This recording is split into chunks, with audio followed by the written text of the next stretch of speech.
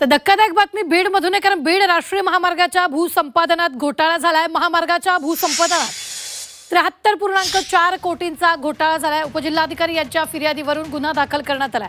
10 जणांवर गुन्हा दाखल झालाय। महसूल विभागात खळबळ उडाली आहे। बीडमधून जाणाऱ्या राष्ट्रीय महामार्गाच्या भूसंपादनात 73.4 कोटींचा घोटाळा झाल्याचं समोर आलंय। या प्रकरणी भूसंपादन उपजिल्हाधिकारी यांच्या तक्रारीवरून 10 जणांविरोधात गुन्हा दाखल झाल्यानं महसूल विभागात मोठी खळबळ उडाली आहे। भूसंपादनातील अधिकारी, कर्मचारी, वकील यांनी संगनमतानं हा कोट्यवधीचा घोटाळा केल्याचं प्रथमदर्शी उघडकीस आलेलं आहे। या घोटाळ्याची व्याप्ती पाहता तपासासाठी एसआयटी स्थापन करण्यात आली आहे। बीडचे अप्पर पोलीस अधीक्षक सचिन पाणकर एसटीचे प्रमुख असून तपास सुरू आहे। महसूल विभागातील मोठे मासे या घोटाळ्यात अडकण्याची शक्यता आहे। जी एफआयआर झालेली आहे त्याच्यामध्ये 10 आरोपींचं नावानिशी फिर्याद देण्यात आलेली आहे।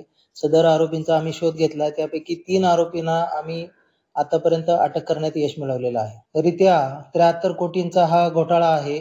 याच्यामध्ये बनावट सह्या केलेल्या आहेत असं निदर्शनास येत आहे। त्या अनुषंगाने तपास करण्यात येईल आणि पुढील कारवाई करण्यात येईल।